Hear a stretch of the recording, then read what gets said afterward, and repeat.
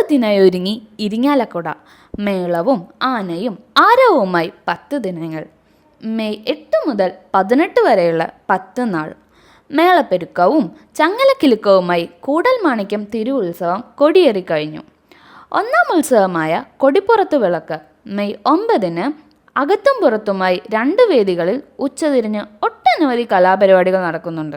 1 മണിക്ക് ഇരുവേദികളിലും തിരുവാതിരക്കളിയോടുകൂടി കലാപരിപാടികൾക്ക് തുടക്കം കുറിക്കുന്നു.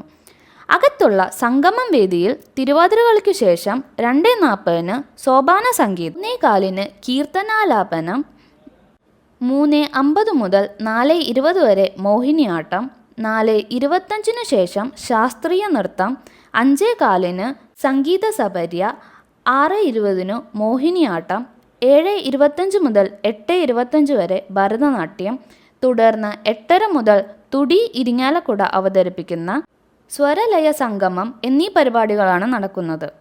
പുറത്തുള്ള സ്പെഷ്യൽ പന്തൽ വേദിയിൽ 1 മണിക്ക് തുടങ്ങുന്ന തിരുവാതിരക്കളിക്കു ശേഷം 4:45 സംഗീതാർച്ചന, 5:35 നൃത്തനൃത്യങ്ങൾ, 6:15 ഭരതനാട്യം, 7 സാംസ്കാരിക സമ്മേളനം, 8 ക്ലാസിക്കൽ ഡാൻസ്, തുടർന്ന് 8:30 മുതൽ 9:45 വരെയുള്ള ഭരതനാട്യത്തോടുകൂടി ഒന്നാം ദിവസത്തെ കലാപരിപാടികൾ അവസാനിക്കുന്നു.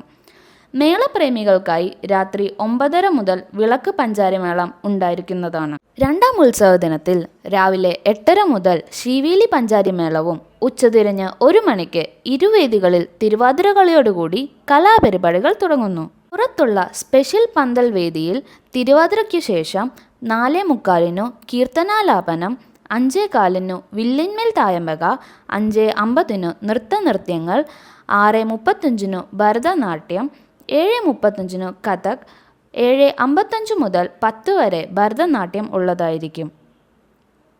അകത്തുള്ള സംഗമം വേദിയിൽ തിരുവാതിരക്കളിക്കു ശേഷം 2:40 സംഗീതസഭ, 3:40 മോഹിനിയാട്ടം, 4:40 സംഗീത കച്ചേരി, 5:40 സോപാനമാളിക, 6:55 മോഹിനിയാട്ടം, 7:55 തോൽപ്പാവക്കൂത്ത്, തുടർന്ന് 9 മുതൽ 10 വരെയുള്ള മോഹിനിയാട്ടത്തോടുകൂടി അവസാനിക്കുന്നു.